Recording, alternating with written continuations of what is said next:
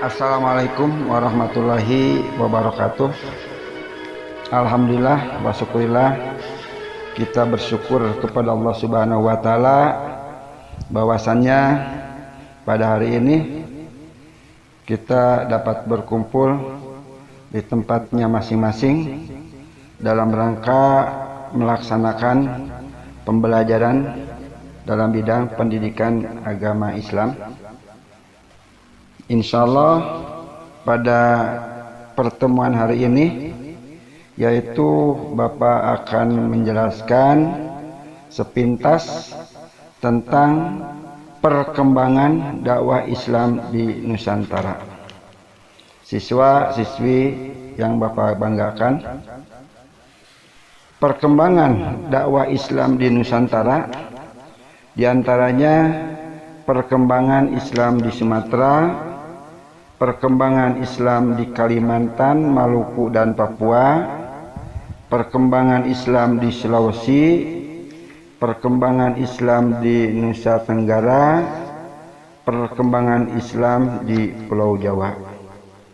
Pada minggu yang lalu telah menjelaskan tentang perkembangan Islam di Nusantara.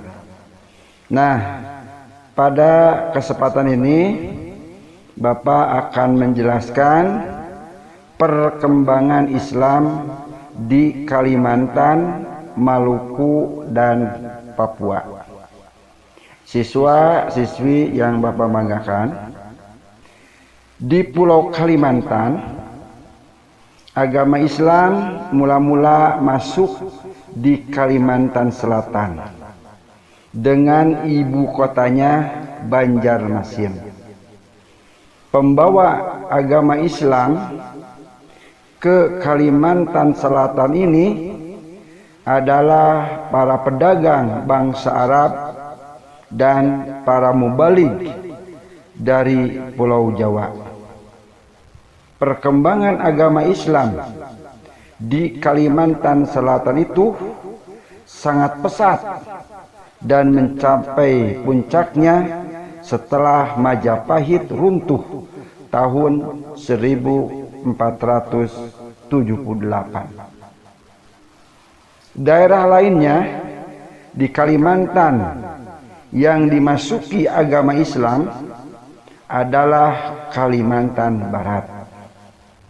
Islam masuk ke Kalimantan Barat mula-mula di daerah Muara Sambas dan Sukadana. Dari dua daerah inilah baru tersebar ke seluruh Kalimantan Barat.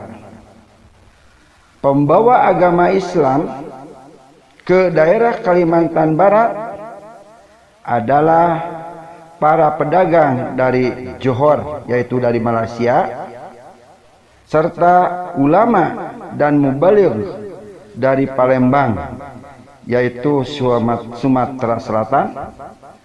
Sultan Islam yang pertama, yaitu tahun 1591 di Kalimantan Barat, berkedudukan di Sukadana, yaitu Penambahan Giri Kusuma.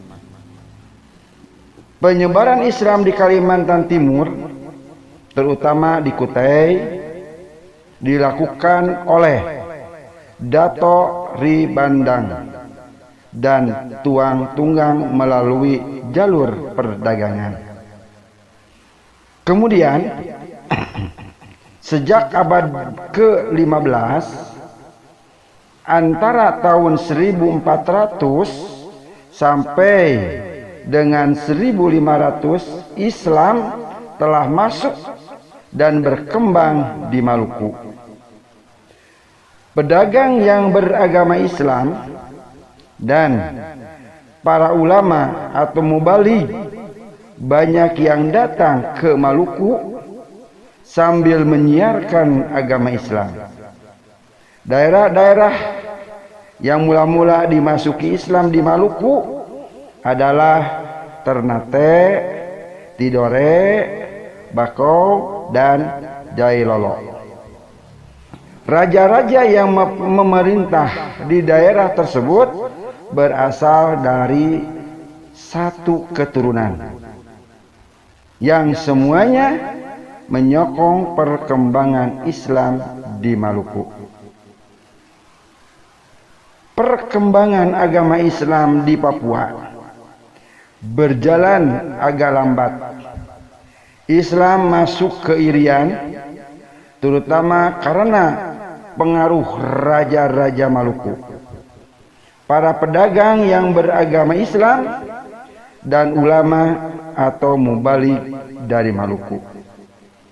Daerah-daerah yang mula-mula dimasuki Islam di Papua adalah Misol, Salawati, Pulau Waigeo, dan Pulau Gebi.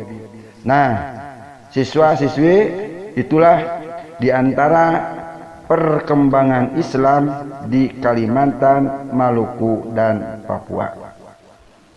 Untuk selanjutnya, siswa-siswi yang Bapak banggakan, perkembangan Islam di Sulawesi.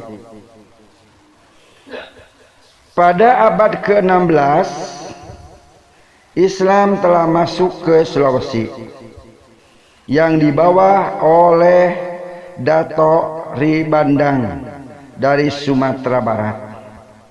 Daerah-daerah yang mula-mula dimasuki Islam di Sulawesi adalah Goa, sebuah kerajaan di Sulawesi Selatan. Sebelum Islam datang ke daerah ini, penduduknya menganut kepercayaan nenek moyang. Setelah Dato Ribandang berkunjung ke Sulawesi Selatan, Raja Goa bernama Karaeng Tonigola masuk Islam. Kemudian atas usul Dato Ribandang, Raja Goa berganti nama dengan Sultan Alauddin. Jauh sebelum Raja Goa ini masuk Islam, para pedagang telah menyiarkan agama Islam di tengah-tengah masyarakat Sulawesi Selatan, dan banyak penduduk yang telah menganut agama Islam. Setelah Sultan Alauddin wafat, beliau diganti oleh putranya yang bernama Sultan Hasanuddin. Dari Goa, Islam terus berkembang ke daerah-daerah lainnya seperti daerah Tallo dan Bone.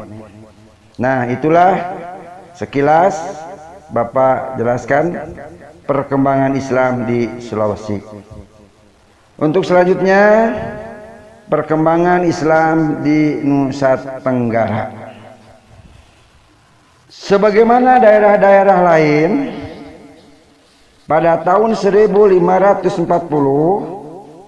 agama Islam masuk pula ke Nusa Tenggara.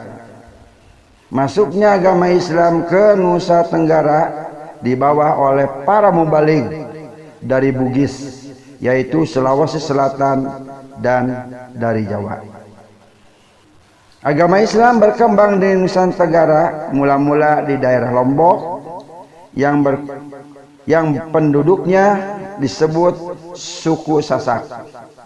Dari daerah Lombok secara pelan-pelan selanjutnya tersebar ke daerah-daerah Sumbawa dan Flores. Nah, itu perkembangan Islam di Nusa Tenggara. Nah, yang terakhir, perkembangan Islam di Pulau Jawa. Siswa-siswi yang Bapak banggakan, agama Islam masuk ke Pulau Jawa kira-kira pada abad ke-11 Masehi, yang dibawa oleh para pedagang Arab dan para mubalik dari Pasai. tempat yang mula-mula dimasuki Islam di Pulau Jawa yaitu daerah-daerah pesisir utara dari Jawa Timur. Tokoh terkenal yang berdakwah di Jawa Timur adalah Maulana Malik Ibrahim. Beliau menetap di Gresik. Kemudian mendirikan pusat penyiaran agama Islam dan pusat pengajaran. Dalam majelisnya itu beliau mengkader beberapa orang murid. Selanjutnya mereka menyiarkan agama Islam ke daerah-daerah lain di Pulau Jawa. Di Jawa Tengah, penyiaran agama Islam berpusat di Demak. Penyiaran agama Islam di Pulau Jawa dilakukan oleh para wali yang berjumlah 9 yang dikenal dengan Wali Songo atau Wali 9. Kemudian murid-murid Wali Songo turut pula menyiarkan agama Islam ke daerah pedalaman Pulau Jawa, sehingga agama Islam berkembang dengan pesat. Siswa-siswi yang berbanggakan, itulah sekilas perkembangan dakwah Islam di Nusantara. Mudah-mudahan kalian dapat menyimaknya, dan hasil penyimakan tersebut kalian dikirimkan kepada guru agamanya masing-masing. Terima kasih, mudah-mudahan dalam keadaan sehat walafiat. Wassalamualaikum warahmatullahi wabarakatuh.